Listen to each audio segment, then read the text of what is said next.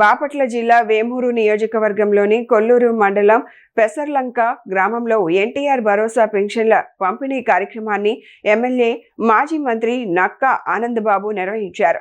అర్హులైన లబ్ధిదారుల ఇళ్లకు స్వయంగా వెళ్లి పెన్షన్లను అందజేశారు. ఈ సందర్భంగా మాట్లాడిన నక్కా ఆనందబాబు వృద్ధులు, వితంతువులు, దివ్యాంగులు సహా అర్హులైన ప్రతి ఒక్కరికి ప్రతి నెల ఎలాంటి ఇబ్బందులు లేకుండా ఎన్టీఆర్ భరోసా పెన్షన్లు అందిస్తున్నామని తెలిపారు. ప్రతి అర్హత కలిగిన కుటుంబానికి ప్రభుత్వ సంక్షేమ ఫలాలు చేరేలా కూటమి ప్రభుత్వం చిత్తశుద్ధితో పనిచేస్తోందని పేర్కొన్నారు.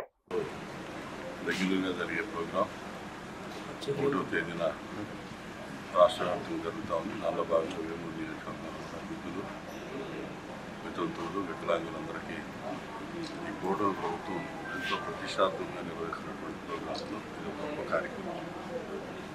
సంవత్సరానికి 33,500 కోట్ల రూపాయల పెన్షన్ మీద ఖర్చు పెడుతున్నటువంటి ఏకైక రాష్ట్రం భారతదేశంలో ఆంధ్రప్రదేశ్ రాష్ట్రం. చంద్రబాబు నాయుడు గారి నాయకత్వంలో కూటమి ప్రభుత్వం అని చెప్పడానికి నేను చాలా గర్వపడుతున్నాను.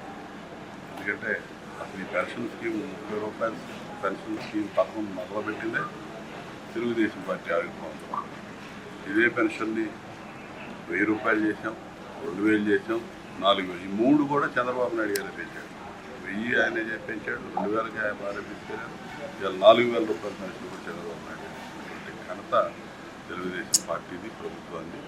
ఇవాళ ఉద్యోగస్తులకి 1వ తేదీ కొద్దిగా లేట్ అయినా ఈ పెన్షన్లు మాత్రం వితంతువులకి వికలాంగులకు ఇచ్చే పెన్షన్ మాత్రం ఎక్కడా కూడా ఆగటానికి వెళ్ళింది. సామాజిక పెన్షన్ బాధ్యతగా ప్రభుత్వం పనిచేస్తూ ఉంది. దీంతో పాటు అన్ని కార్యక్రమాలు కూడా ఇచ్చిన హామీలన్నీ అమలు చేసుకుంటూ ముందుకెళ్తా ఉన్నాం. ఇవాళ రాష్ట్ర ఆర్థిక పరిస్థితి అస్తవ్యస్తంగా ఉంది. సర్వనాశనం చేసే వ్యవస్థలన్నీ కూడా పాడైపోయింది. అభివృద్ధి పూర్తిగా కుంటుపడిపోయింది గత 2 ఏళ్ల క్రితం. అన్నీ చూస్తూ ఉన్నాము.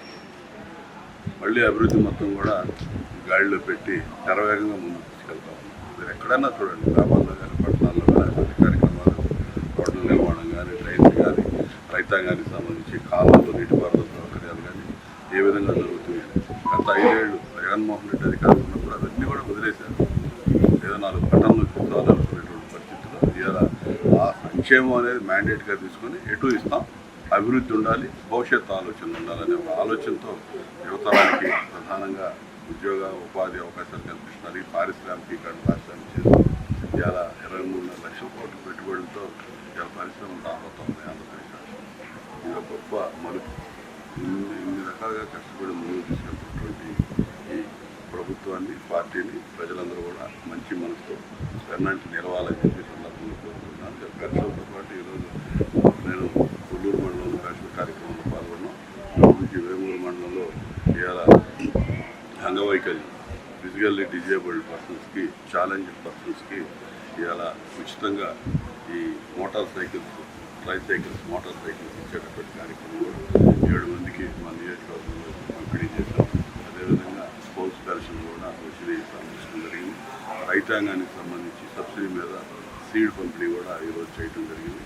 ఇవాళ పూర్తిగా రైతాంగం అత్యధిక శాతం ఉన్నటువంటి వేమూరు నియోజకవర్గం రైతులకు అవసరమైనటువంటి అన్ని చర్యలు కూడా తీసుకుంటూ ముందుకెళ్తున్నటువంటి ప్రభుత్వం చెప్పి ఈ సందర్భంగా గుర్తు చేస్తూ ఈ కార్యక్రమంలో పాల్గొన్నటువంటి నాయకులు, అధికారులు అందరూ